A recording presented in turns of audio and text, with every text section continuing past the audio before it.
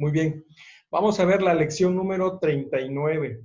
Yo estoy dando por hecho que cada uno de ustedes están realizando sus tareas. Recuerden que cada semana estamos viendo 2 lecciones. La 39 y la 40 fue de tarea para esta ocasión. El título de esta lección es Éxodo, el tabernáculo, los muebles en el lugar santísimo. Ya vimos el atrio, ya vimos lo que es el lugar santo y vamos a ver ahora el lugar santísimo. ¿Sí? Déjenme nada más contestar al hermano a Luis, que creo que está pidiendo la contraseña, Luis Matus, y no puede entrar. Acá se la envié. Bien. Vamos a hacer un poquito de repaso, un recordatorio de las lecciones que vimos. Bueno, esa es otra presentación. Estaba batallando con cuál de las dos me iba a quedar. Y vamos a ver nuestro primer objetivo, que prácticamente nos está pidiendo que hagamos un repaso, hermanos. Y es identificar los muebles del tabernáculo y del atrio. Eso lo pueden cotejar, checar en su ítem 39.1. ¿Sí? Ítem 39.1. Me gustaría que puedan prender sus micrófonos. No se preocupen por su pantalla, no hay problema. Su micrófono solamente me gustaría que participe. Quiero hacer algunas preguntas, ver cómo anda con relación a su conocimiento del tabernáculo. ¿Alguien recuerda las cosas que estaban en el atrio? Hermano Raúl, ¿puede participar? ¿Cuáles cosas estaban dentro del atrio? Usted tiene ahí una figura, ¿puede ayudarle un poquito? Hermano, ¿me escucha? ¿Sí? En el atrio estaba el candelero, estaba, ¿cómo se llama? La fuente de bronce, el altar de bronce, estaba, bueno, no recuerdo qué más. Ok, el primero, hermano, no va en el atrio. Usted dijo el candelero o el candelabro, las luces, no iba en el atrio. No voy a decir dónde iba por el momento para que los demás recuerden. Sí es correcto que en el atrio estaba el altar del holocausto, que es de bronce, y el lavacro o donde se lavaban las manos los sacerdotes para ministrar. También se le conoce como lavacro, no hay problema. Entonces, esas dos cosas sí estaban dentro del atrio. Vamos a pasar al lugar santo. Vean nada más con esta figurita, este diagrama. Hermano Iván, yo sé que está por ahí, ¿verdad? ¿Cuáles eran las cosas que estaban dentro del lugar santo? Hola, hermano, buenas noches. Buenas noches, hermano. Dentro del lugar santo, a la derecha estaba la mesa de los panes de la preposición. Del lado izquierdo estaba el candelabro y enfrente estaba el altar de incienso. Ok, así es. En el lugar santo estaba la mesa de los panes, el candelabro y el altar del incienso. Es correcto, y eso es el lugar santo. Veamos ahora el lugar santísimo. No se preocupe, no necesita prender su pantalla, pero sí prenda su micrófono, hermana Damaris, y dígame usted qué estaba en el lugar santísimo. ¿Recuerda? ¿No está Damaris, hermano? ¿No? Ups. No, yo no la veo. Creo que porque escuchó que iba a preguntar. Bueno, hermano Suriel, ¿recuerda que estaba en el lugar santísimo? Hermano, buenas noches. Según yo recuerdo, era el Arca del Pacto. El arca del pacto, muy bien. ¿Y sabes lo que contenía? Aunque no vimos eso, creo, pero ¿sabes lo que contenía? No. No, hermano, no. ¿No?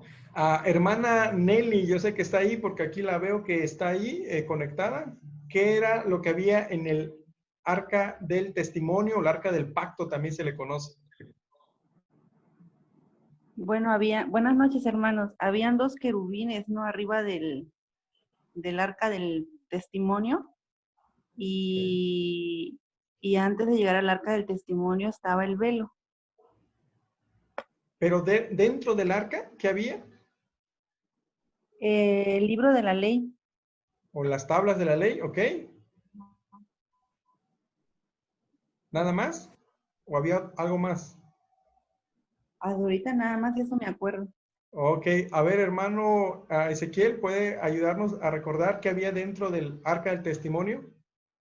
Había un poco del maná y Okay. la vara de Aarón que se reverdeció. Ok, tres cosas habían en el arca del testimonio, en el arca del pacto, hermanos, recuerden esto. La vara de Aarón, las tablas de la ley y el maná, ¿sí? Tres cosas importantes que habían dentro del arca del testimonio. Y es verdad, hoy vamos a estar viendo lo que es el arca del pacto. Vamos a ver la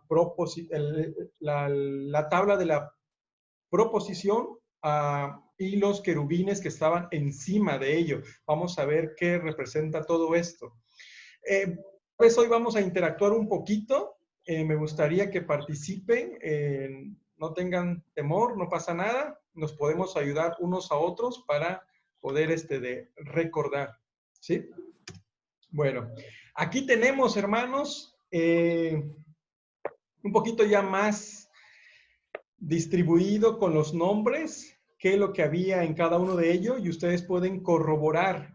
Recuerden, la entrada del tabernáculo. El tabernáculo es todo, hermanos, todo lo que ven en esta figura.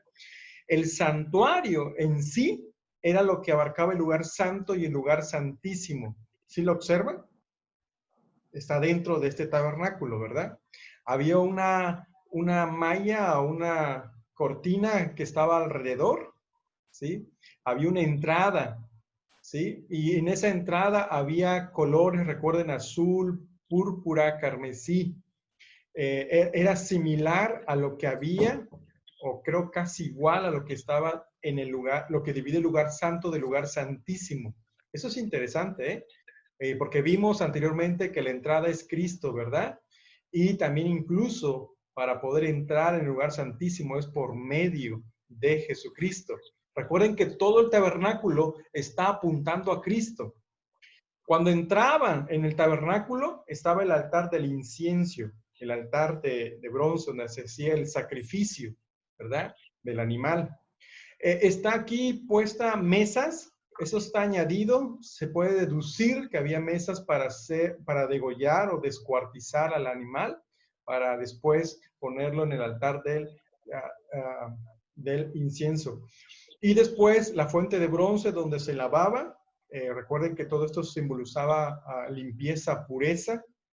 Entraban al lugar santo y estaba la mesa de los panes. ¿Sí? Ahí están los números, ustedes pueden ver.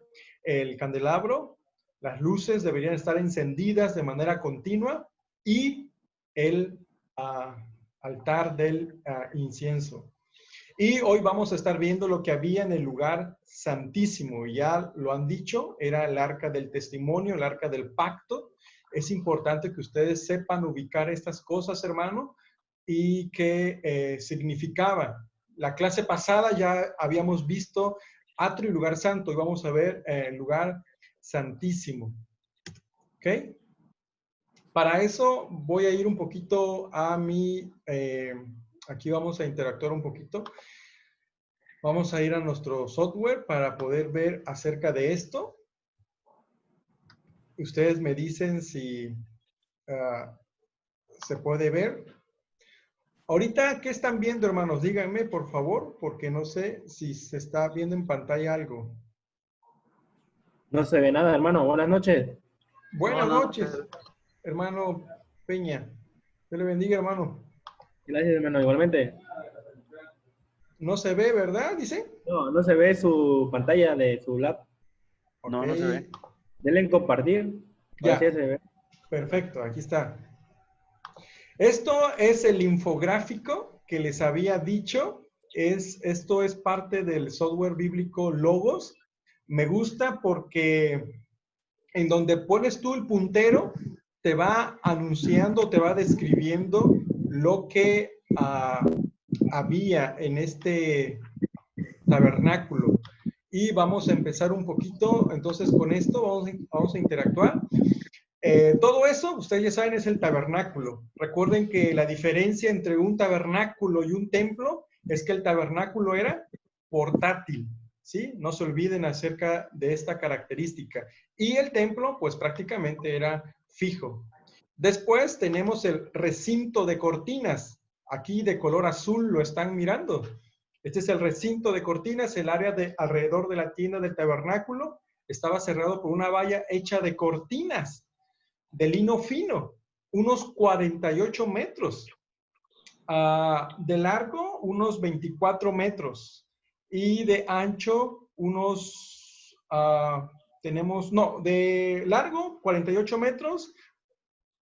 De largo, 48 metros. De ancho, 24 metros. Y de alto, aproximadamente 2.4 metros. Era lo que cubría todo este recinto de cortinas. Después tenemos lo que es la cortina de la entrada. ¿Lo mira? Aquí está, donde se está poniendo azulito. La cortina era de 20 codos, aproximadamente 10 metros de largo. Daba acceso al atrio del tabernáculo. Y aquí habían los colores que le estaba yo comentando, y ustedes pueden recordar eso en el libro del Éxodo. Los colores azul, carmesí, púrpura. Y esto estaba representando a Cristo. Recuerden que él dijo que es la puerta, ¿verdad? El acceso, cuando uno viene a Cristo en fe y en arrepentimiento. Luego tenemos la mesa del sacrificio. Todo ahí donde se está mostrando en azulito es la mesa del sacrificio que les decía, donde se entiende por obvia razón que se degollaba a los animales. Tenemos el altar de bronce. Aquí está el altar de bronce, hecho de madera de acacia, habíamos dicho, cubierto con bronce. El altar era lo suficientemente liviano para que los levitas lo llevaran durante su peregrinaje en el desierto. ¿Y qué representa el altar de bronce? El sacrificio de Cristo, la muerte de Cristo en la cruz del Calvario. Sí, hermano. Una pregunta, ahorita comentó de los levitas. ¿Ellos se encargaban de desarmar, llevar, armar nuevamente? Así es, eso lo vamos a ver hoy. Ajá, es un dato que ya me estoy adelantando a contestarle, hermano Iván, para que no espere tanto. Recuerden que los levitas es donde viene el ministerio para el tabernáculo, pero específicamente Aarón y sus hijos o su descendencia iban a encargarse de ministrar en el lugar santo y en el lugar santísimo. Los levitas en general iban a ser servidores para todo el mobiliario de transportarlo. Y así es, eran los levitas. No necesariamente los sacerdotes o los sumos sacerdotes iban a hacer eso, sino los levitas. ¿Se entiende? Y los levitas eran utilizados, empleados también de manera fundamental en la adoración del pueblo hebreo. De hecho, en el libro de Crónicas, por ejemplo, se habla de sacerdotes y levitas, en donde dice que los sacerdotes sacrificaban y los levitas cantaban. Llega un tiempo cuando los sacerdotes no se daban abasto, y dice los levitas fueron más santos que los sacerdotes. Entonces, aunque eran de la misma tribu, como dice el hermano Víctor, los sacerdotes se dedicaban básicamente al sacrificio de los holocaustos dentro del santuario, y los levitas, el resto de los levitas, era para el mobiliario y para la alabanza, la adoración. Ok, sí. Aunque aquí en esta parte de Éxodo todavía no lo podemos ver, posteriormente lo podemos ver eso con relación a lo que dice el hermano Ezequiel, y así es. Sí es cierto, pero específicamente eran los servidores lo que transportaban, hermano Iván, con relación al mueble y todos los utensilios que había. Así es. Qué bueno. Después tenemos la fuente de bronce. Ahí está en azulito. Tenemos la fuente de bronce hecha de bronce macizo. Esta fuente era utilizada para lavados ceremoniales. Ahí lo pueden ustedes ver en Éxodo 30, 17 al 21. ¿Y eso qué representa? Eso representa lo que Cristo hizo a través de su sacrificio. Podemos tener nuestra santificación. Y hemos clasificado 3 tipos de santificación en nuestras vidas: la posición inicial para el creyente que tenemos en Cristo, la progresiva, la cual estamos viviendo, y la final, que algún día seremos glorificados. El altar en la fuente de bronce nos enseña acerca de la pureza, el lavamiento continuo, ¿sí? Eso igual ya lo vimos, solamente recordatorio y un poquito más de énfasis para ustedes puedan recordar. La cortina exterior, había una cortina acá para entrar al lugar santo, no se olviden, hecha de tela azul, púrpura, escarlata, de lino fino torcido. Esta cortina daba acceso a la tienda del tabernáculo. Bueno, hay algunos se atreven a decir, y probablemente sea así en cuanto a comentarios. El azul habíamos comentado que representa como el cielo, el lugar donde habita Dios. Púrpura tiene que ver con relación a un reinado, un rey. Escarlata con relación al sacrificio de Cristo, ¿sí? Y todo esto estaba representando los colores. Y en un sentido yo creo que sí, hermanos, tiene que ver con relación a Cristo, todo eso. Ya hemos dicho eso, el tabernáculo y los sacerdotes que vamos a estar viendo. Y no sé si están observando, para poder entrar en el lugar santo, y aquí hay mucha, ¿cómo decirlo? Mucha relación con nuestra vida cristiana, y quiero hacer esa aplicación ahorita, hermanos. No podemos entrar a la presencia de Dios si no entramos por la puerta. La puerta es Cristo, a través de la fe y el arrepentimiento en la conversión. Pero es necesario el sacrificio perfecto de Cristo, y eso lo que vemos en el altar de bronce. Y no podemos, hermanos, continuar en una vida santa si no hay pureza en nosotros, a través del lavacro, ¿sí? O lo que habíamos visto hace rato, para poder entrar en el lugar santo.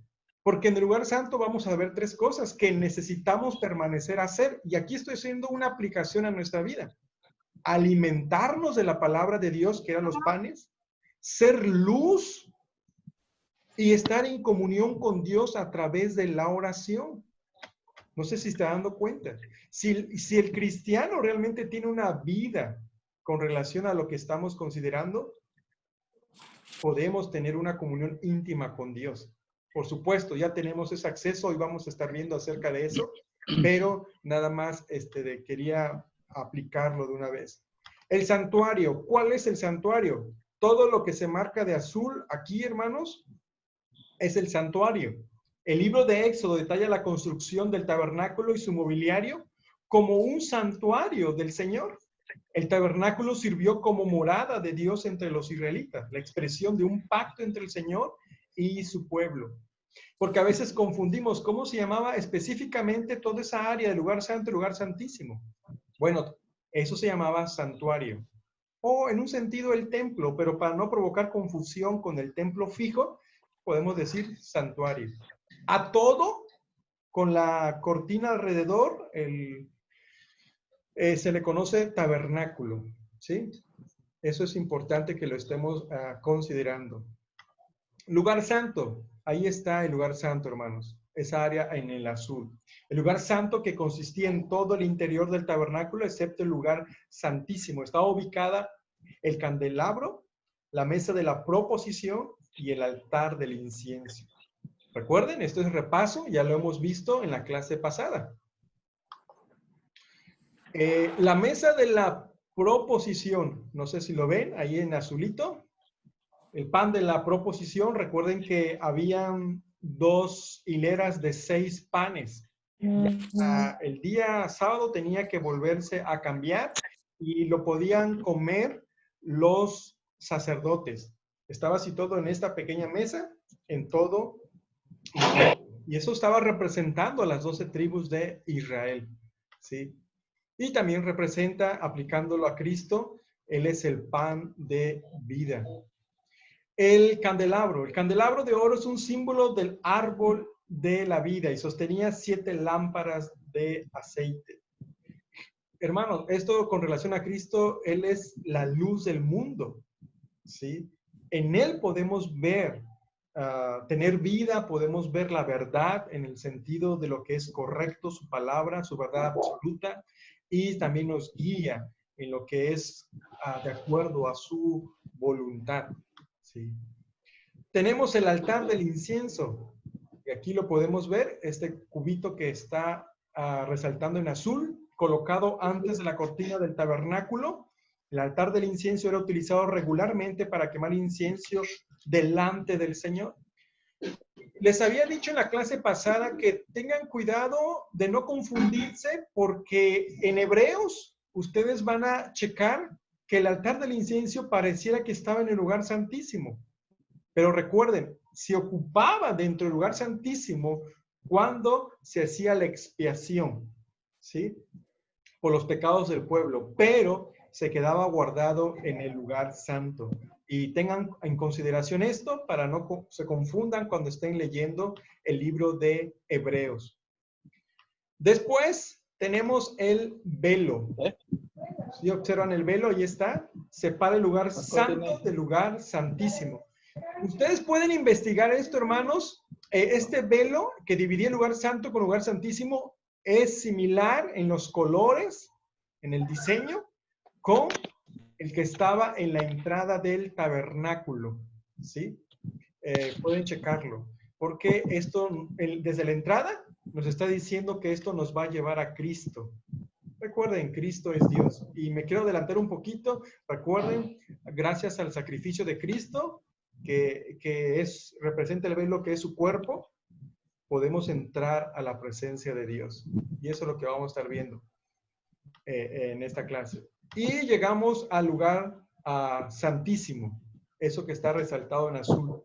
O el lugar más sagrado, era el cuarto más íntimo del tabernáculo. Contenía el arca del pacto y era el sitio del rito más sagrado del tabernáculo, el día de la expiación anual, o como se le conoce como Yom Kippur, ¿sí? Yom Kippur. Es importante que ustedes estén recordando todo esto, hermanos, para su ayuda de lo que van a estar viendo cuando estén leyendo la escritura por sí mismo, ¿sí? Y llegamos al lugar del arca del pacto. Ahí está, miren, ¿lo ven? Ese azulito que está ahí. El arca del pacto era el objeto más sagrado del culto israelita. El arca simbolizaba la presencia de Dios y contenía las tablas de la ley. No sé si ustedes pueden observar que en este tabernáculo se puede ver como algo gris, un humo, una nube. Eso representa la presencia de Dios que se manifestaba en ese lugar, hermanos. ¿En dónde? En el arca del pacto. Y en ese arca del pacto habían dos querubines, que sus alas tocaban una con la otra y estaban mirando hacia abajo. Y ahí llegaba la presencia de Dios entre esos dos querubines. Pueden ustedes checar, la palabra querubines significa querub, el que arde. Y son los que están de manera continua delante de la presencia de Dios. Imagínense. Si nada más Moisés, cuando subió en el monte Sinaí y estuvo 40 días con el Señor y después bajó, ¿cómo era su rostro? Resplandeciente, ¿no? Ahora imagínense estos seres espirituales que están continuamente delante de la presencia de Dios, ¿sí? Y había una tapa que estaba encima de estos querubines. Esta tapa yo quisiera que no lo olvide, es la tapa que en griego la Septuaginta lo traduce gilasterio. Y eso tiene que ver mucho con relación al sacrificio de Cristo. Vamos a estar viendo que ahí el sacerdote cada año rociaba sangre del animal con sus dedos en ese lugar, específicamente en el arca del pacto o el arca del testimonio. No sé si hay una pregunta hasta acá con relación a esto, hermanos, porque vamos a pasar a otra diapositiva antes de dejar esto. ¿Los dos términos son correctos, hermano? ¿El arca del pacto y el arca del testimonio? Sí, ¿O es? no, es correcto, no hay problema. Sí, Ah, ok. arca Muy del bien. pacto o arca del testimonio. Sí. Ahorita vamos a ver que creo que tiene otro nombre también, no solo eso. Bueno, voy a pasar a las diapositivas que tengo aquí en el PowerPoint. Y aquí ya estoy viendo algunos que están presentes, ¿verdad? Vamos a compartir pantalla. Y estamos en el tabernáculo. Ok. ¿Me dicen si se ve?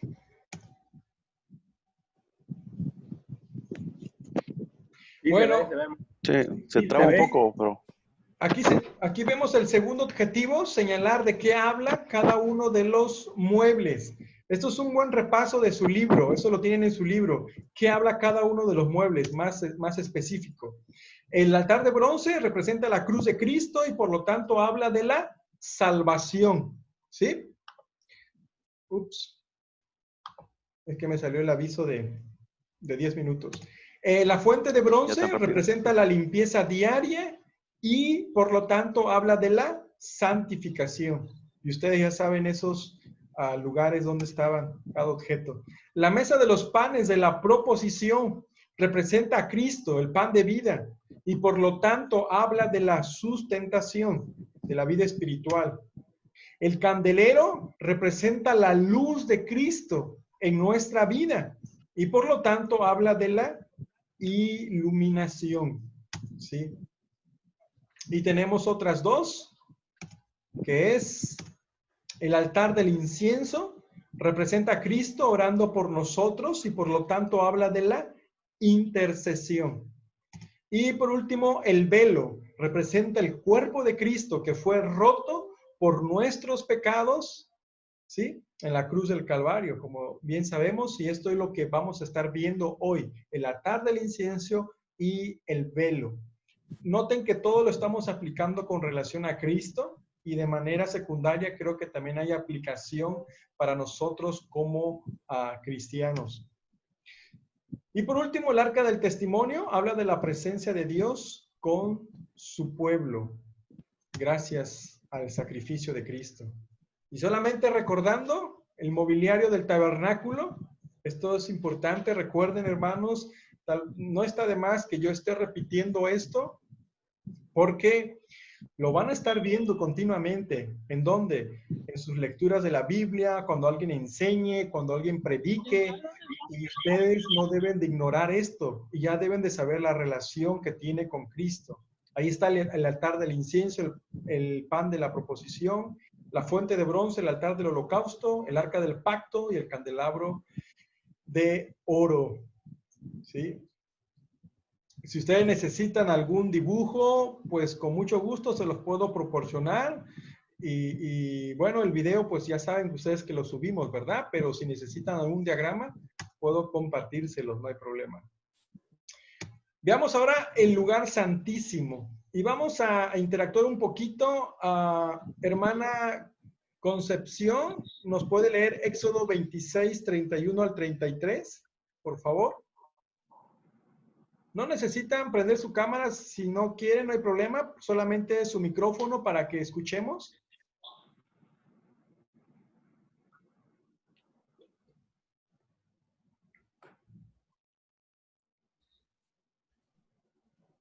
¿Sí? ¿Sí o no? ¿No está la hermana? No, ¿O creo que no está, hermano. no? No, no está. ¿Salió? Hermano Adbel, Hermano. ¿puede por favor leer este pasaje? ¿Qué pasaje dijo? Habíamos dicho, permítame, Éxodo 26, 31 al 33. 26, 31 Ajá. o 36. 33, ajá. 33, ok. Dice, también harás un velo de azul púrpura, carmesí, y lino torcido, será hecho de obra primorosa con querubines. Y lo pondrá sobre 4 columnas de madera de acacia cubiertas de oro. Sus capiteles de oro sobre las basas de plata. Y pondrá debajo de los corchetes y meterás allí el velo de adentro del arca del testimonio, y aquel velo os hará separación entre el lugar santo y el santísimo. Ok, lo que nos interesa resaltar es ese versículo 33, donde nos habla de un velo que iba a separar entre el lugar santo y el lugar santísimo. Y es lo que vamos a estar viendo hoy, el lugar santísimo que nos está mencionando Éxodo capítulo 26. Dice, cuando el sumo sacerdote pasaba del lugar santo al lugar santísimo, tenía que pasar por un velo que estaba colgado entre los dos cuartos. Y ese pasar, hermanos, no era de manera continua o diaria. Sabemos por la escritura que esto era solo una vez al año, en el día de la expiación, en la fiesta que se le conoce como Yom Kippur, ¿sí? De los judíos. Y aquí podemos ver el velo.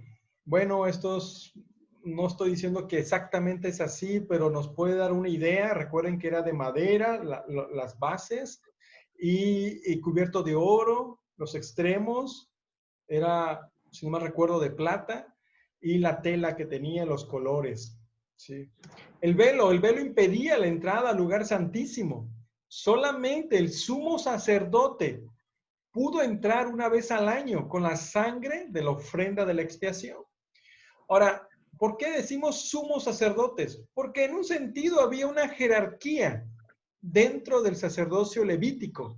Recuerden, en primer lugar estaban los sumos sacerdotes, era Aarón, sus hijos, y que incluso iba a salir ahí los sacerdotes también, sumo sacerdote, sacerdote, y tenemos los levitas, que estábamos diciendo hace rato, que ayudaban a mover lo que era el mobiliario del templo cuando tenían que trasladarse de un lugar a otro, ¿sí? Por eso decimos solamente el sumo sacerdote pudo entrar una vez al año. No cualquier persona, inclusive que fuera levita, tenía que ser el sumo sacerdote. Y es interesante, hermanos, porque hay información que el sumo sacerdote, no sé si recuerdan su vestimenta que vamos a ver más adelante, tenía unas campanitas que estaban al borde de su manto. Y también había una cuerda que estaba amarrado prácticamente, no sé si a los pies del sumo sacerdote que entraba una vez al año.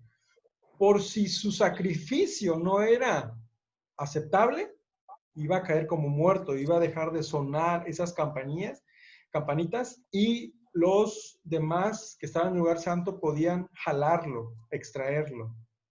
Eso cada vez que se hacía una vez al año. Porque lo que estamos diciendo, hermano, esto es sagrado. Bueno, ¿qué pasó con el velo del templo en Jerusalén cuando Cristo murió en la cruz? Recuerden, este diagrama no es perfecto, pero nos dice mucho. Vamos a ver Marcos 15, 37 al 38. Dice la escritura, mas Jesús, dando una gran voz, expiró. Estamos viendo en el tiempo de la pasión de Cristo, especialmente en su crucifixión. Entonces el velo del templo se rasgó en dos, de arriba abajo. Aquí podemos ver una cortina tal vez muy ligera, hasta me lo imagino que se puede recorrer fácilmente, ¿verdad? Pero hermanos, en realidad se cree también, hay una información al respecto de la cortina, que era gruesa, hermanos. No era una tela delgadita, era gruesa. Algunos han sugerido que para poder rasgar esa cortina tenían que tener 2 toros en cada extremo y jalar con la fuerza del toro, y solamente así se podía desgarrar. Ahora, cuando esto sucedió en Marcos capítulo 15, verso 37 al 38, esto, hermanos, sucedió no en el tabernáculo, no en el templo de Salomón. Esto sucedió en el templo de Herodes. ¿Sí me explico? Cuando se rasgó la cortina. ¿Qué estaba simbolizando? ¿Qué estaba representando? que gracias a la muerte de Jesucristo, nosotros podemos ahora tener acceso al Padre, al lugar santísimo. Eso es lo que nos estaba dando a entender el desgarramiento de esta cortina. Ahora, hermanos, esta cortina, noten que no fue de abajo hacia arriba, para que alguien dijera que un hombre lo hizo. Noten, se rasgó de arriba a abajo. Esto está enseñando que es Dios el que hizo esto, intervino esto. Y esto estaba simbolizando la entrada al lugar santísimo, delante de la presencia de Dios, que ahora a través del sacrificio de Cristo podemos entrar al lugar santísimo, a ese trono de gracia, de misericordia. Hermanos, y aquí hay muchas cosas para reflexionar. Me queda un minuto y ahorita vamos a continuar. Hay muchas cosas que pensar al respecto. ¿Cuánto tiempo pasamos en oración? ¿Cuánto tiempo pasamos buscando a Dios? Tenemos ese acceso ya, pero la verdad